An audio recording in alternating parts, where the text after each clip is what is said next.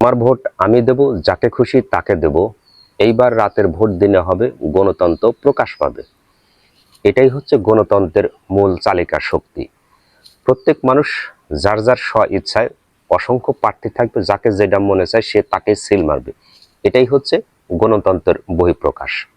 আর যে মানুষ যত বেশি অহংকার, দাম্ভিকতা, পেশি শক্তি দেখাবে, তার তত অধপতন স্লো পয়জনের মতো ধীরে ধীরে পতন হবে। আর যে মানুষ নম্র, ভদ্র, বিনয়ী ভাব প্রকাশ করবে, তার তত সুনাম আল্লাহ তাআলা উপর দিকে নিয়ে দিবে।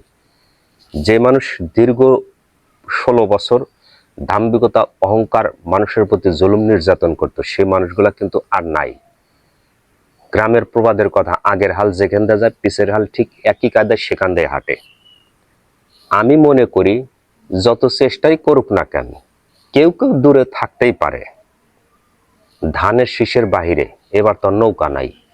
ধানের শীষের বাহিরে কেউ যদি মনে করে দাঁড়িপাল্লায় ভোট দিয়া কেন্দ্রে থেকে বিএনপি নেতাকর্মীদের কাছ থেকে সুস্থভাবে বাড়ি ফিরে আসবে, ওই আশা এইবার আর করবেন না।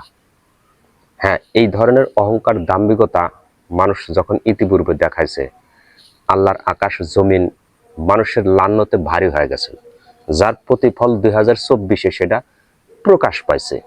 ঠিক একই কায়দায় কিছু মানুষ হয়তো ভাবে আমরাও ঠিক একই কায়দায় ওই পথে হাঁটব, কিন্তু আল্লাহর মার দুনিয়ার বাইরে। পাঁচ আটার কোনো সুযোগ নেই, কাউকে তেল মারতে আসে নাই। তেলের দাম এমনি বেশি। মূল কথা হালাল তরিকায় বয়ান আসে, তার আগে একটু দলিলটা দেখাই।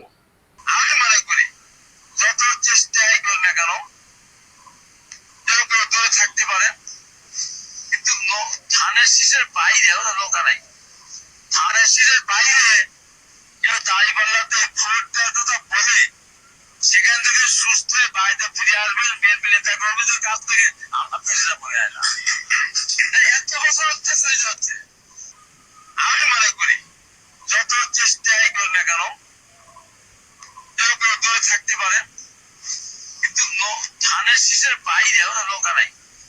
ধানের শীষের বাইরে কেউ দাঁড়িপাল্লাতে ভোট দেওয়ার কথা বলে সেখান থেকে সুস্থ হয়ে বাড়িতে ফিরে আসবেন, বিএনপি নেতা কর্মীদের কাছ থেকে একই কায়দায় একই ভাবে বিগত দিনে যে মানুষগুলা এরকম ভাবে কথা বলতো, মানুষের প্রতি জুলুম আকারে সৃষ্টি করা, দিনের ভোট রাতে ব্যালেটগুলা পুরা করত, সেই মানুষগুলার জুলুমের পরিণতির ফল 2024-এ প্রকাশ পাইছে। ঠিক একই লেভেলে, একই কায়দায় যদি কিছু মানুষ আবার সেই ধরনের কথা বলে, এবার তো নৌকা নাই, ফাঁকা ফিল্ডে গোল দেওয়ার চেষ্টা করব। পাঁচ আটার কোনো সুযোগ নাই, কাউকে উদ্দেশ্য করে এখানে পাঁচ আটার কোনো সুযোগ নাই। একটা কথা ধারাইলে মানুষ শুধরাইতে হয়। আপনি কারোর জন্য ভালো কিছু করবেন, মানুষ আপনার জন্য সবসময় বাহাবা, ভালোর জন্য আপনার দিকে অগ্রসর হবে। যে মানুষ গণতন্ত্রের কথা বলে মুখে ফেনা তুলে তুলে মানুষের অধিকার হরণ করে রাখছে, সেই মানুষগুলা কিন্তু আর নাই। শুধুমাত্র তাদের কওমের লোকের কাছে তাদের প্রশংসায় পঞ্চমুখ ছিল। নমরুদের এত পেশি শক্তি, এত ক্ষমতা ছিল, সে কিন্তু টিকতে পারে নাই। একটা ন্যাংরা মশার দ্বারা তার মাথা বেড়া খুলি বার করা হয়েছিল। ফেরাউনের এত সাম্রাজ্য, এত শক্তি, এত রাজত্ব ছিল, সেও কিন্তু টিকতে পারে নাই। সেও নীল নদে মিশরের চুবে পানি খায় সে মারা গেছে।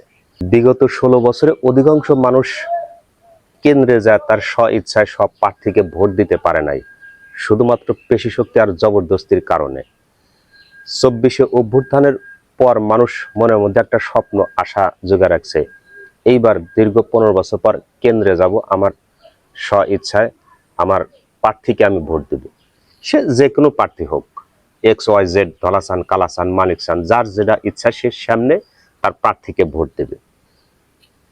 ভোট কেন্দ্র শুরু হওয়ার আগেই যদি কিছু মানুষের নেতার এই ধরনের মুখের কথা প্রকাশ্যে বলে বেড়ায়, এবার তো নৌকা নাই, এইটাকে ছাড়া যদি কেউ ভোট দিয়ে সুস্থভাবে বাড়ি ফিরে আসতে পারেন, মনে হয় না সে সুস্থভাবে থাকবে। 1,44,000 বর্গ কিলোমিটারের মধ্যে শুধুমাত্র কি এই প্রতীকের মানুষগুলাই বসবাস করে, নাকি অন্য কোনো প্রতীকের মানুষগুলা আছে? ভালো থাকবেন, সুস্থ থাকবেন। আল্লাহ হাফেজ।